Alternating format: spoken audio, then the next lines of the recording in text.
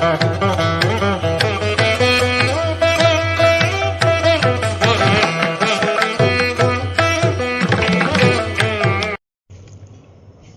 గురుభ్యో నమః. హరి ఓం. శ్రీమద్ వాల్మీకి రామాయణంలోని సుందరకాండలో 19వ సర్గం. తతో దృష్ట్వైవ వైదేహి రావణం రాక్షసాధిపం ప్రవేపత వరారోహో ప్రవాతే కదళీయథ. రూపయవ్వన సంపన్నుడు, శ్రేష్టములైనటువంటి ఆభరణాలు ధరించినటువంటి వాడు, రాక్షసులకు ప్రభువు అయినటువంటి రావణాసురుడు వచ్చిన మరుక్షణంలోనే సౌశల్యవతియు సౌందర్యరాశియు జనకరాజ సుతయు అయినటువంటి సీతాదేవి అతన్ని చూసి పెనుగాలికి అరటి చెట్టులాగా కంపించిపోయింది. విశాలమైనటువంటి నేత్రములు గల సీతాసాధ్వి తన తొడలతో ఉదరాన్ని, బాహువులతో వక్షస్థలాన్ని కప్పుకొని ఏడుస్తూ కూర్చొని ఉన్నది. రాక్షస స్త్రీలచే రక్షించబడుచు సముద్రపు నడుమ కొట్టుమిట్టాడు నావవలే దీనస్థితిలో ఉన్నటువంటి సీతాదేవిని రావణాసురుడు చూశాడు. ఛేదింపబడిన కొమ్మ చెట్టు నుండి వేరై భూమిపై పడినట్లుగా కఠోరమైనటువంటి వ్రతదీక్షలో సీతాదేవి కటిక నేలపైన కూర్చొని ఉన్నది. శరీరం ధూళి దూసరితమై ఉన్నా కూడా ఆమె తన సహజ కాంతితో ప్రకాశిస్తూ ఉన్నది.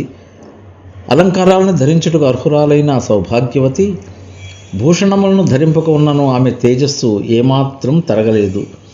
సీతాదేవి సంకల్పములు అనేటటువంటి గుర్రాలను పూంచిన తన మనోరథములచే రథములుగా చేసుకొని జగద్విఖ్యాతుడు రాజశ్రేష్ఠుడైనటువంటి శ్రీరామచంద్రుని కడకు వెళుచున్నదా అన్నట్లుగా కనిపిస్తూ ఉన్నది. అందచందములతో మనోజ్ఞ అయినటువంటి సీతాదేవి రామునియందే చిత్తమును నిలిపి అతనినే ధ్యానిస్తూ శోకాకుల అయ్యింది. ఈ దుఃఖమునకు అంతమే లేదా అని ఒంటరిగా పరితపించుచు శుష్కించి ఉన్నది. ఆమె మణిమంత్రాదుల ప్రభావమునకు లోనైనటువంటి ఆడు సర్పంలాగా రావణాసురునిచే బంధించబడి ఉన్నది.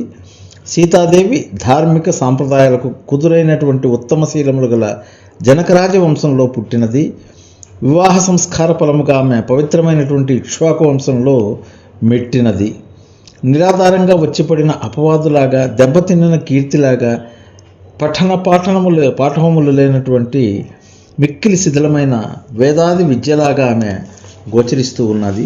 సన్నగిల్లినటువంటి మహాకీర్తి వలెను అవమానాలకు గురి అయినప్పుడు తరిగిపోయే శ్రద్ధలాగా, తగినంతగా పూజా ద్రవ్యాలు లేనప్పుడు పూజ ఎలా ఉంటుందో అలాగా, నిష్కలమైనటువంటి ఆశలాగా ఆమె అతిదీనావస్థకు గురి అయి ఉన్నది. ఆమె స్థితి తరిగిపోయిన ఆదాయంలాగా, ఆదరణకు నోచుకొని ఆజ్ఞలాగా, ఉత్పాత కాలాన్న మండుచున్నటువంటి దిక్కులాగా, పూజా ద్రవ్యములు అపహరించబడినప్పుడు భంగమైనటువంటి పూజలాగా ఉన్నది. అపవిత్రులు అడుగడిగినటువంటి యజ్ఞవేదికలాగా, చల్లారిన అగ్నిశిఖలాగా, రాహుగ్రస్త చంద్రగ్రహణము నాటి పున్నమి రాత్రిలాగా ఆమె నిస్తేజంగా కనిపించింది. అభ్యంగనాది సంస్కారాలు లేక భర్త శోకముచే పరితపించుచున్నటువంటి సీతాదేవి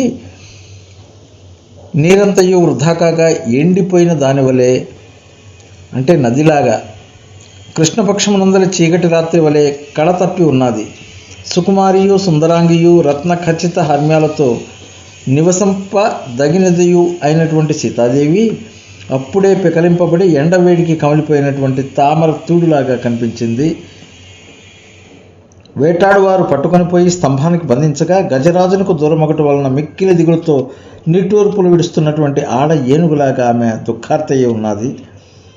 పొడవైన ఒకే ఒక్క జడతో సహజముగా శోభిల్లుతున్నటువంటి సీతాదేవి వర్షాకాలాంతమున నల్లని వృక్ష పంక్తితో ఒప్పిడి భూమిలాగా ఉన్నది.